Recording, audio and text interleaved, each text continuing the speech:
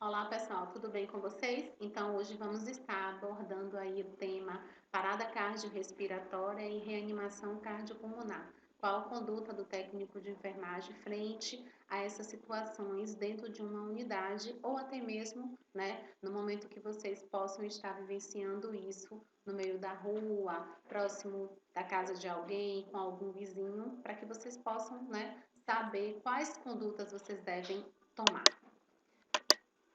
Então, esses dados epidemiológicos, eles relatam que 35% dessas mortes que acontecem no Brasil são por causa dessas doenças cardiovasculares.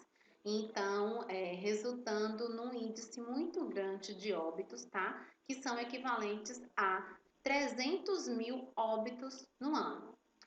Nenhuma situação clínica supera a prioridade de atendimento da parada cardiorrespiratória, porque é algo que não pode esperar, tá?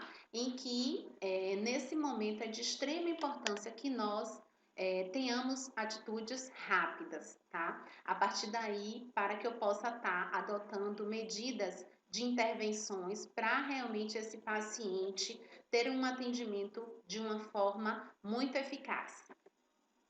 E o que é que vem a ser parada cardiorrespiratória? A sigla é essa que provavelmente vocês já conhecem, tá? Que é parada cardiorrespiratória. E o que é que vem a ser isso? Ela nada mais é do que uma interrupção dessa circulação sanguínea que ocorre em consequência da interrupção súbita e inesperada desses batimentos cardíacos. Então, a partir daí, esses batimentos cardíacos, eles não vão estar nesse momento presente, e o que é que vai acontecer? Eles, vão estar ineficazes, eles não vão estar nesse momento tendo pulsação, e se não tem pulsação, significa que esse paciente apresentou uma PCR.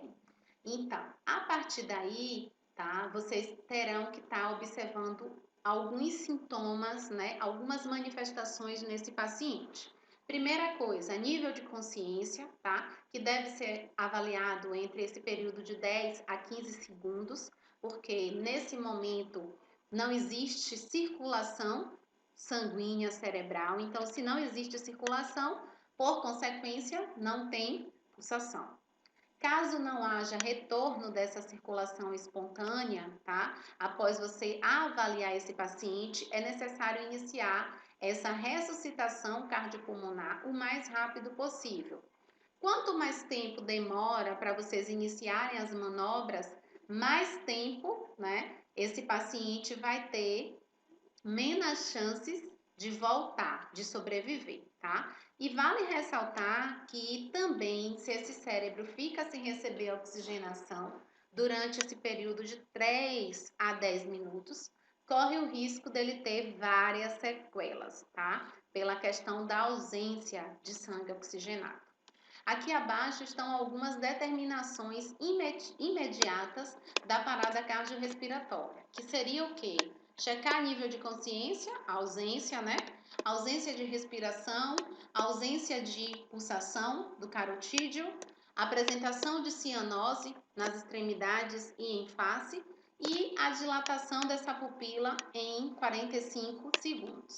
Vale ressaltar que só quem atesta o óbito é o médico, tá? Então, se de repente uma pessoa caiu próxima a vocês, vocês podem estar prestando esses cuidados e essa assistência de reanimação cardiopulmonar. Algumas causas da parada cardiorrespiratória pode acontecer por morte súbita, pode acontecer por causas respiratórias, podem acontecer por causas cardíacas ou porque esse paciente apresentou uma fibrilação ventricular, assistolia ventricular ou taquicardia ventricular. Lá na frente eu estarei explicando para vocês, tá? O que é que vem a ser isso? Que são ritmos chocáveis e os ritmos não chocáveis. Então, quando falamos de ressuscitação cardiopulmonar, a sigla utilizada é RCP, tá? É um conjunto de manobras que vai ser realizado para realmente reverter esse quadro desse paciente, dessa circulação espontânea, com o menos possível, tá? De danos neurológicos. Por isso que a gente tem que começar essa assistência o mais rápido possível. E vale ressaltar que essas manobras elas devem ser sempre baseadas nas diretrizes mundiais sobre a ressuscitação cardiopulmonar, visando esse atendimento de forma organizada e eficaz. Então, essas diretrizes da Americana Heart Association, né, que são essas diretrizes, ocorrem mudanças de 5 em 5 anos, tá? Então, agora em 2020 vai ter mudança. Propõe novas recomendações sobre essa ressuscitação cardiopulmonar e esse atendimento cardiovascular de emergência. Uma das alterações foi a utilização de cadeias de sobrevivência distintas para pacientes que sofrem uma parada cardiorrespiratória no ambiente intra ou extra-hospitalar. Intra, dentro da unidade hospitalar, e extra, né, fora dessa unidade hospitalar. Essa alteração aconteceu devido às diferenças existentes no processo, até que os pacientes sejam encaminhados para uma unidade onde possam estar sendo fornecidos esses cuidados adequados, tá, para realmente reverter esse quadro de parada cardiorrespiratória. Aqui é o elo onde a gente precisa fazer essa vigilância, tá? E essa prevenção. Após isso, verificar o reconhecimento e acionamento do serviço de emergência, que é o SAMU, tá? Verificou, não tem nível de consciência, não tem sinais de respiração, não tem sinais de pulsação, começa logo as manobras. Você não tem como ligar para o SAMU e está fazendo compressão torácica. Então, pede para alguém ligar e inicia o mais rápido possível essa reanimação cardiopulmonar de alta qualidade, tá? Após isso, de ter iniciado essas manobras, né, de ter feito essas medicações, esse médico pode fazer a desfibrilação, tá, desse paciente e após isso tá encaminhando esse paciente com suporte, né, avançado de vida para uma unidade onde possa estar tendo esses cuidados de uma forma mais adequada. Quando falamos de parada cardiorrespiratória, é necessário também saber que quando o paciente chega na unidade, muitas vezes ele não demonstra, tá? Ou algumas vezes ele demonstra manifestações decorrentes da patologia, tá? Então, como a gente não sabe em que momento, em que horas esse paciente pode vir a parar, existe essa necessidade de estar fazendo essa monitorização.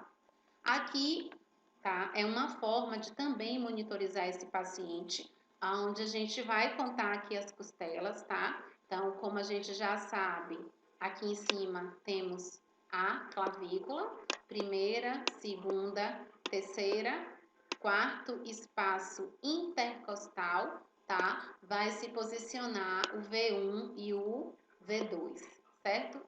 Então, nesse local aqui, no meio dessas vértebras, dessas costelas, fica localizado o externo. E aqui abaixo do externo fica localizado a ponta, né, do nosso apêndice. Então, nesse momento, eu vou estar monitorizando esse paciente linha mamilar V1 e V2 entre esse quarto espaço intercostal. Após isso, tá? Eu vou estar posicionando o V3, o V4 e o V5, tá? Dentro também, bem próximo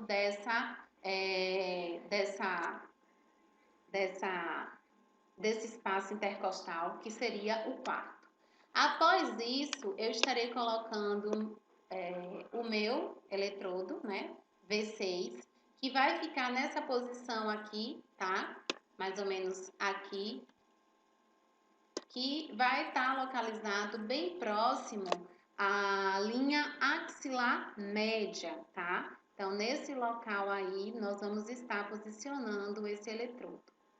Vale ressaltar que em algumas unidades, essas monitorizações podem ser feitas também dessa maneira, onde nós vamos estar utilizando ou 5 ou 6 eletrodos, tá? Então, nessa unidade, a gente pode estar colocando, tá? Em cima, aqui, logo na primeira costela, tá? Os 2 eletrodos. Lembrando que vai ser sempre cores claras em cima e logo aqui abaixo, tá?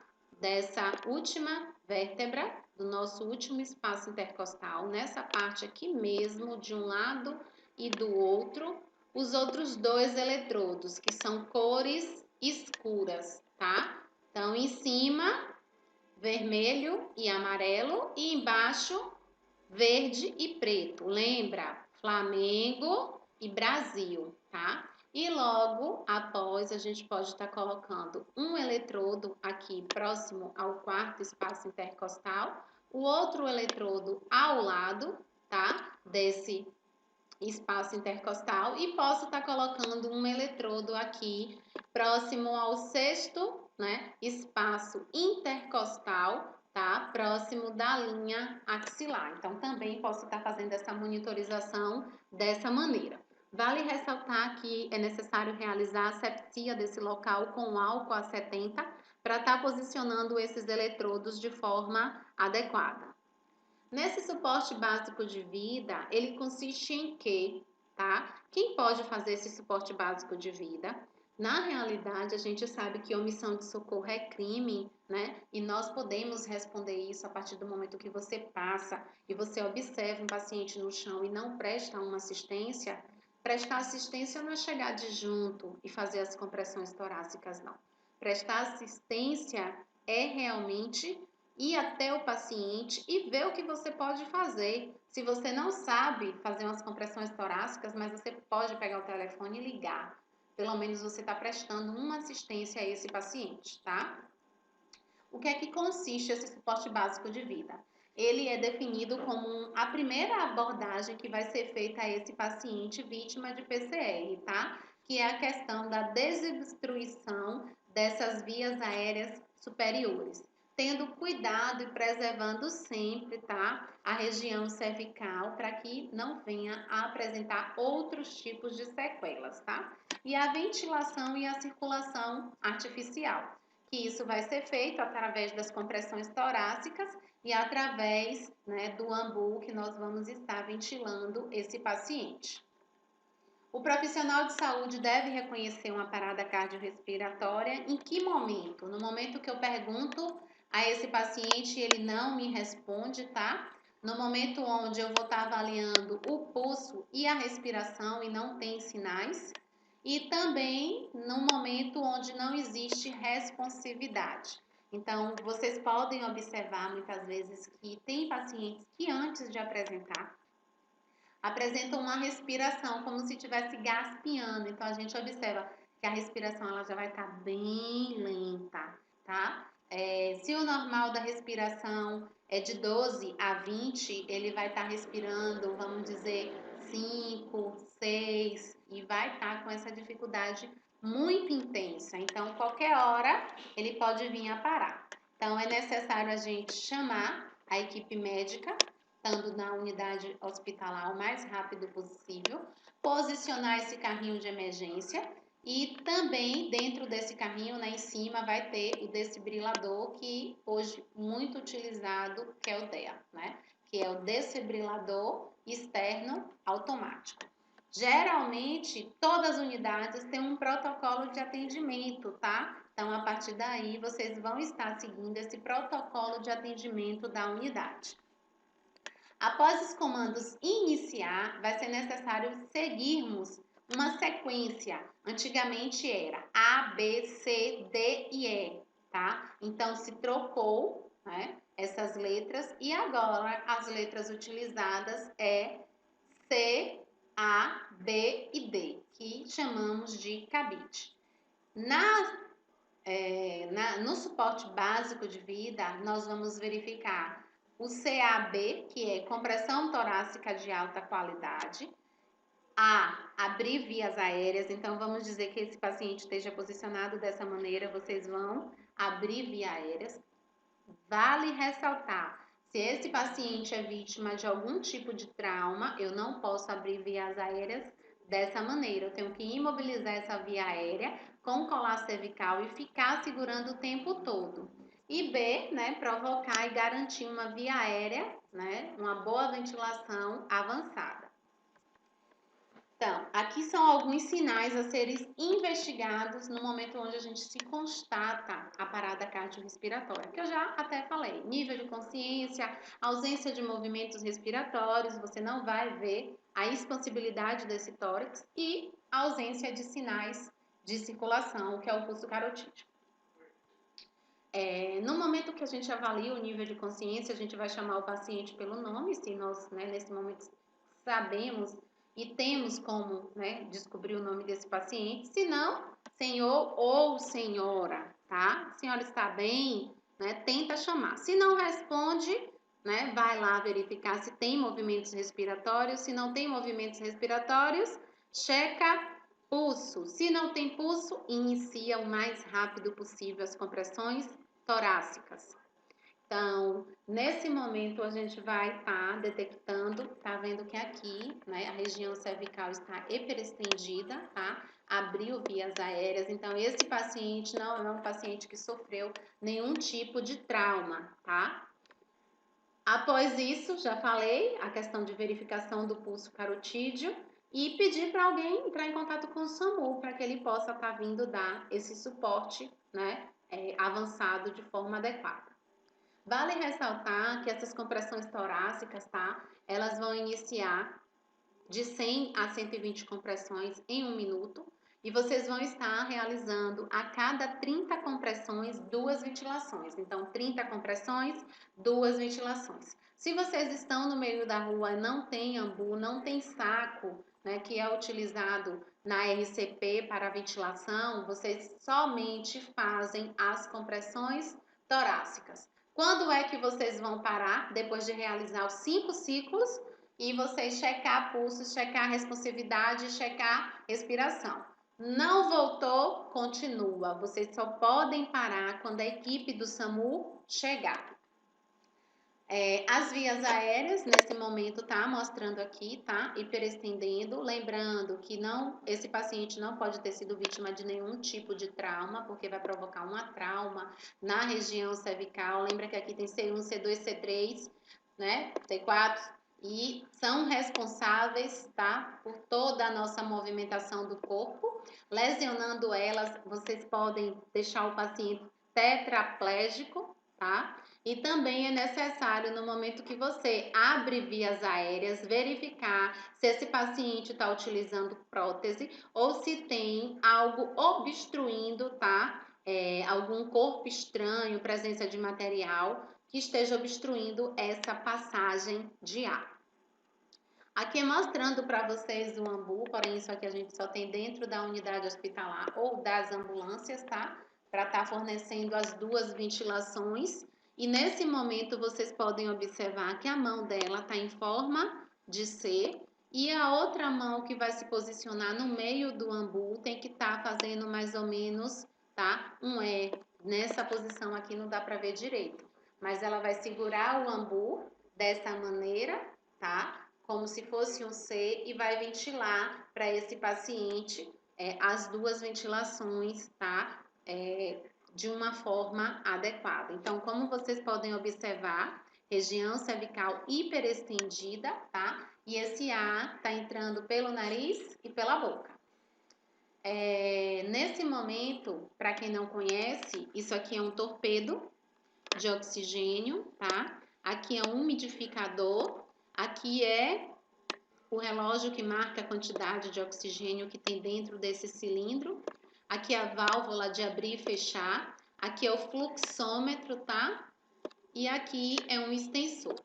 E aqui ao lado, para quem também não conhece, é o reservatório, certo?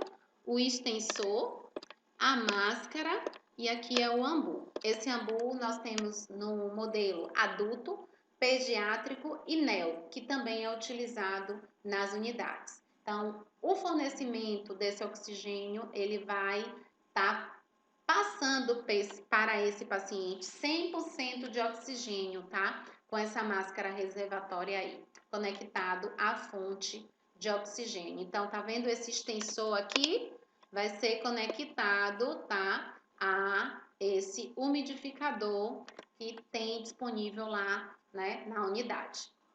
C, circulação, comprimir esse tórax de forma a realizar uma pressão intratorácica, tá? Aonde nesse momento você vai fazer o quê? Comprimir, tá? Esse tórax realmente na parte do terço inferior desse externo. Então, lembra que abaixo vai estar o apêndice e subindo um pouco, tá? Esse apêndice no externo de 3 a 2 centímetros, tá? Para posicionar a região metacarpiana no meio desse externo. Então, as compressões torácicas são feitas com a região metacarpiana, não é com as pontas do dedo não, tá bom? E a partir daí, como vocês podem observar, esse tórax ele está sendo abalado de 4 a 5 centímetros, tá? Numa angulação de 90 graus e esse tórax ele tem que descer, então tem que ter uma profundidade. Para que vocês possam observar de uma forma melhor, tá? A posição, como deve ser, tá? A região do braço deve estar posicionada nessa angulação de 90 graus, tá? Então, aqui abaixo fica a nossa ponta do apêndice e acima o externo. Então, a parte que você vai utilizar para fazer as compressões torácicas são, né, nesse momento, a região metacarpiana. As compressões, elas devem acontecer de forma forte, rápida e sem parar. Quando é que para? Para fazer as duas ventilações. Então, 30 compressões, 2 ventilações. 30 compressões, 2 ventilações. Quando é que vocês vão parar de fazer isso? 5 ciclos. Para, checa pulsos, checa responsividade, checa respiração. Não tem, continua. Se também não tem o saco, né, para ventilação ou o ambu, faz as compressões torácicas às 30, para, checa pulso, volta novamente, tá? E entrando aí na parte do suporte avançado, tá? Que já vai ser associado medicamentos, desfibrilação a esse paciente e a equipe, né, já é uma equipe diferenciada, porque tem enfermeiro, tem médico, então a assistência vai terminar acontecendo de uma forma melhor. Mostrando para vocês aí, tá? Um boneco, né? Um manequim, onde vocês podem observar que o profissional está sem o gorro, tá? E sem a máscara, que é necessário. Mas eu trouxe a imagem para vocês, né, observarem a questão da angulação do 90 graus, tá? E o posicionamento dessa região, né? Como é que está localizada, que é a questão do externo, tá? Então, essa é a forma adequada para que vocês possam realizar essas compressões. Posso fazer compressão em paciente vivo? Não, tá? Compressão torácica só pode ser feita em paciente que evoluiu para uma parada cardiorrespiratória, tá? Ele parou. E dependendo do tempo, porque se já tem 2 horas ele parado, nem adianta mais tá fazendo nada. Nesse suporte avançado, nós vamos, né, tá utilizando a questão da via aérea definitiva, processo de intubação, acesso venoso periférico e medicação, monitorização cardíaca e, por último, a desfibrilação, tá? Óbvio que o médico vai estar a todo momento conosco nessas realizações dessas atividades. No suporte avançado de vida, dependemos dessa via aérea definitiva, tá? Onde a gente tem que entubar esse paciente, esse médico precisa entubar ele o mais rápido possível. Isso aqui que tá na mão desse médico é um laringoscópio, tá? E essas cânulas que vão ser utilizadas, elas podem ser curvas ou retas, e cada uma tem uma numeração. Esse médico precisa estar utilizando luva estéreo, óculos de proteção, jaleco descartável, tá? Para realmente estar verificando, né, no momento dessa intubação, se ela foi feita de forma adequada ou não. Como vocês podem observar, aqui abaixo tem um cafezinho. Então, antes de eu introduzir esse tubo orotraqueal, é necessário testar para ver se esse balonete não está furado, porque se ele estiver furado, vai ter que se trocar e se pegar outro tipo de TOT. Então, aqui é o laringoscópio, tá? Então, toda vez que a gente está de plantão, o enfermeiro, né, responsável pela sala de reanimação ou técnico, ele tem que testar todos os equipamentos da unidade, né, que ele foi escalado. Então, aqui tem uma lanterna, tá? Essas lâminas, elas podem ser curvas, certo? Como vocês podem observar, ou retas, porém todas têm lanterna. E para funcionar tem que ter pilha, tá? Existem as numerações 0, 1, 2, 3, 4, 5 e 6. Então, essas daí são curvas, mas tem também as lâminas retas. Aqui é um carrinho de emergência onde não dá para vocês verem o desfibrilador, mas tem que ter o desfibrilador. E abaixo aí tem as gavetas, tá? Com todos os materiais necessários para a administração de medicação. Então, sempre na primeira gaveta, né, vai estar todos os medicamentos que vão ser utilizados. Esse carrinho ele é checado. Sempre que ele é utilizado, ele precisa novamente ser reposto esse material. Segunda gaveta, material para acesso venoso, sondagens, tá? Todos os tipos de sonda. Terceira gaveta, excesso de material, tipos de sonda, tuborotraqueais, cateter de oxigênio, bolsa coletora. E na última gaveta, geralmente a gente coloca soluções fisiológicas, glicosadas, tá? Ringer, ou algum material que muitas vezes não está dando nem na terceira nem na segunda. Aqui acima tem um ambu, tá? Para que vocês possam visualizar. E, né, aqui em cima é o desfibrilador. Então, aí é mostrando todos os medicamentos que tem dentro do carrinho de emergência, que tem que ter, tá? Que é um protocolo, tem que existir, porque no momento da parada a gente não pode estar saindo para pegar medicamento. E aqui são os materiais utilizados no momento que o médico vai fazer essa intubação nesse paciente, tá? É óbvio que está faltando aqui o estetoscópio para verificar o posicionamento desse tubo. Aqui é um TOT, tubo orotraqueal. Aqui é o CAF que eu falei para vocês que devem ser testados antes, né, que esse médico faça, né, esse processo de intubação.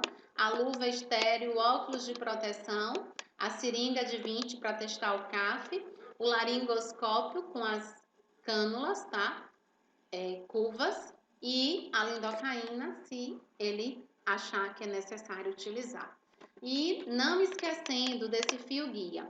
Esse fio guia vai ser introduzido aqui por dentro desse TOT para dar uma boa mobilidade no momento que o médico estiver passando esse tubo. Essa intubação endotraqueal isola a via respiratória, prevenindo assim com que esse paciente não venha apresentar aspiração de conteúdo gástrico, tá? E também permite a ventilação com pressões menos elevadas e sem necessidade de sincronismo, tá? Então, o fisioterapeuta ou o médico ou enfermeiro vai estar colocando nesse aparelho, né, que é chamado de ventilador, tá? Que hoje a gente muitas vezes tá vendo a todo instante aí se falando a respeito e muitas pessoas não sabem realmente o que é. Logo após essa intubação, deve-se testar o posicionamento do tubo dentro da traqueia, por isso que eu falei que tem que ter o estetoscópio, tá? Onde o médico vai realizar a ausculta pela região do epigástrico e segue-se a do pulmão esquerdo e depois a do pulmão direito. Então, nesse momento, ele verificou o posicionamento, é necessário, né, fixar esse tubo endotraqueal e também, tá, insuflar o balonete para que esse tubo não saia desse local. Então, geralmente, nesse momento, essa fixação vai ficar entre 20 ou 25, né, mmHg. É importante sempre que eu falei para vocês, estar testando, tá? Esse TET realmente com a seringa para que ele não esteja furado, para depois de tudo isso, desse processo de intubação, que vai inserir as 20 ml de ar, o TOT está furado e aí vai ter que novamente intubar esse paciente. Vale ressaltar também que no momento que esse paciente já tem uma via para administração de medicação, toda vez que essas medicações forem administradas em bolo, é necessário administrar um push de 20 ml de soro fisiológica, tá? E elevação do membro. Então, fiz adrenalina, venho com bolos de 20 ml e elevo o membro do paciente para que essa medicação chegue o mais rápido possível na corrente sanguínea. As medicações eu não coloquei de propósito, tá? Porque vocês vão estar me dizendo aí no protocolo de atendimento quais são os medicamentos utilizados. E aí, depois disso, a gente discute no grupo. E aqui é mostrando novamente a monitorização, tá? Também pode ser feito com esses 3 eletrodos, tá? Então, em cima, cores claras, embaixo, cores escuras, ou também pode-se utilizar 4 eletrodos, tá? Também, dependendo da unidade, do protocolo de atendimento. Aqui é mostrando no momento que o médico vai realizar essa desfibrilação desse paciente, quem faz é ele, não pode estar encostado ninguém na maca, tá? Então, ele vai colocar a quantidade de joules necessário para estar fazendo essa desfibrilação. Se alguém toca no paciente no momento que ele está recebendo esse choque, vai receber também essa carga, tá? E por consequência, vai passar mal. Essa desfibrilação é uma descarga elétrica realizada, né, durante a parada cardiorrespiratória, sendo que o objetivo dela é fazer com que tá reorganizando de uma forma adequada esse ritmo cardíaco, tá? Então, nesse momento, é para que realmente esses batimentos cardíacos, eles voltem novamente de forma assincrônica. E essa desfibrilação, nesse momento, vai ser auxiliado por esse enfermeiro da unidade, tá? Que vai estar acompanhado do médico, que vai estar acompanhado também do técnico de enfermagem.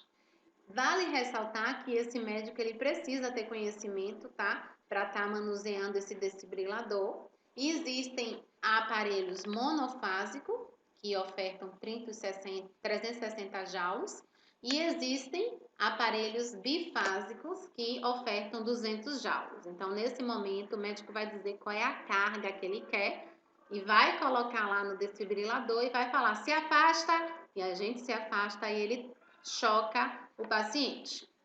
Só ocorre a desfibrilação em parada cardiorrespiratória quando esse paciente ele se encontra em ritmos chocáveis. Quais seriam esses ritmos chocáveis? FV, que é fibrilação ventricular, e TV, que é taquicardia ventricular. Então, nesse momento, vai se utilizar um gel condutor, né, para que realmente não venha provocar nenhum tipo de queimadura nesse paciente. Também tem que colocar embaixo desse paciente uma placa, né, de acrílico para que não venha sofrer nenhum tipo de queimadura, tá, nesse paciente nesse momento. E lembrando que a equipe deve estar distante no momento, tá, aonde esse médico vai ofertar essa desfibrilação.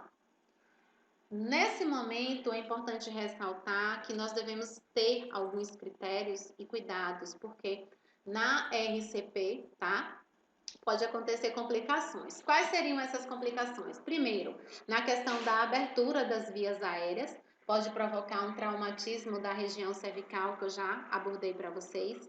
Na questão da ventilação artificial, pode provocar para esse paciente também uma distensão gástrica ou até mesmo uma aspiração pulmonar. E no momento da realização dessas compressões torácicas, esses pacientes podem apresentar fratura de externo ou costelas e também podem, né, acontecer nesses pacientes lesões do miocárdio. Então, são complicações da RCP que nós devemos estar atentos. Então, nesse momento, tá? Taquicardia ventricular sem pulso, desculpa. Fibrilação ventricular. Então, isso aqui são ritmos chocáveis que esse médico pode estar fazendo nesse paciente, né? A desfibrilação nesse momento.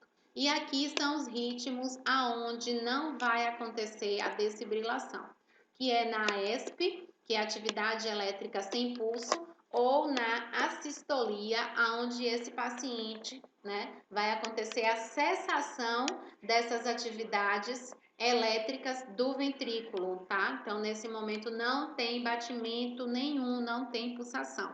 Então, aqui são ritmos né? A ESP e a sistolia, ritmos não chocáveis. Mostrando para vocês a taquicardia ventricular, onde a gente observa, tá? A sucessão rápida desses batimentos, né? Cardíacos, tá? A fibrilação ventricular, que também a gente consegue visualizar a contração incoordenada, né? Desse miocárdio nesse momento dessa pulsação. A ESP, tá? Que é a sistolia, né? Sem pulso, então a gente observa, ó, sem pulso, depois vem um batimento, depois volta novamente, né? Sem pulso. Então a ESP é nada mais do que atividade elétrica, tá? Sem pulso. E a sistolia é a cessação, tá? Da atividade elétrica dos ventrículos. Então, aqui o paciente é considerado em óbito. Quem atesta o óbito? O médico. Quais são as medicações? É necessário tratar ritmos com medicamentos apropriados, tá? Se a sistolia ou a ESP, tá? Geralmente a gente utiliza a adrenalina, tá? Então depois eu explico melhor de uma forma mais sucinta quando vocês me entregarem o protocolo. E, né, se fibrilação ventricular ou taquicardia ventricular, as medicações que vão ser utilizadas também. Carrinho de emergência, que eu já mostrei para vocês, primeira, segunda, terceira e quarta gaveta, e em cima tá o desfibrilador, que vai ser utilizado lá também. Esse carrinho ele vai ficar sempre lacrado, tá? Ele só é aberto no momento da necessidade. Terminou de utilizar, lacra novamente. E, além disso, tá sempre atenta às datas de validade desse carrinho de emergência, tá? Para que essas medicações não venham a perder. E nesse momento, quando a gente checa esse carrinho, a gente sempre verifica os medicamentos e aqueles que estão mais próximos da data de validade coloca para frente para que ele possa ser utilizado antes, tá? Vale ressaltar também que após a RCP é necessário limpar as pares do desfibrilador, tá? Quando este for utilizado e manter sempre, tá? Esse desfibrilador ligado, porque muitas vezes no momento, né, tá descarregado e aí não tem como utilizar. Materiais que devem estar dentro desse carrinho de emergência, que eu já falei, material de proteção, oxímetro de pulso, cânula orofaríngea, que é a cânula de Guedel, que eu também já mostrei para vocês, o ambu, né, o pediátrico adulto, os tubos endotraqueais, que não variam de 5 a 9, que também tem 3, 4, 2, tá? Então, são os tubos endotraqueais. Todos os materiais para administração de medicamentos, catéteres sobre agulhas, intracates, soluções, equipos macro, micro, que mais? Polifix, tá? Extensores, equipo para hemoderivados. E nesse momento da RCP, qual é a nossa assistência? Puxar o carrinho o mais rápido possível, tá?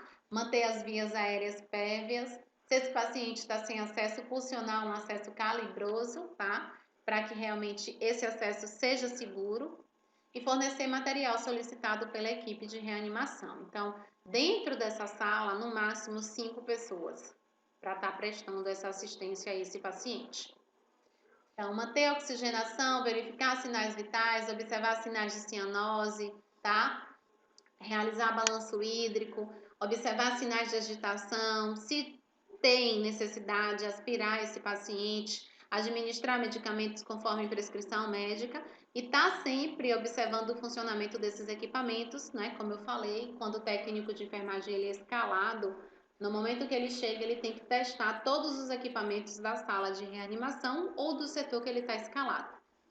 E aqui, relembrando, tá? A escala de coma de Glasgow, tá? Onde a gente vai estar avaliando, né, junto com o médico, a abertura ocular, resposta verbal e resposta motora. E, né, é de extrema importância que seja utilizado. E aqui são as nossas referências, tá? Então, eu espero que eu tenha conseguido esclarecer um pouquinho as dúvidas de vocês e que, se vocês realmente conseguiram compreender, tá? tem alguma dúvida, possam estar nesse momento, né, se dirigindo a mim. Muito obrigado e tenham um bom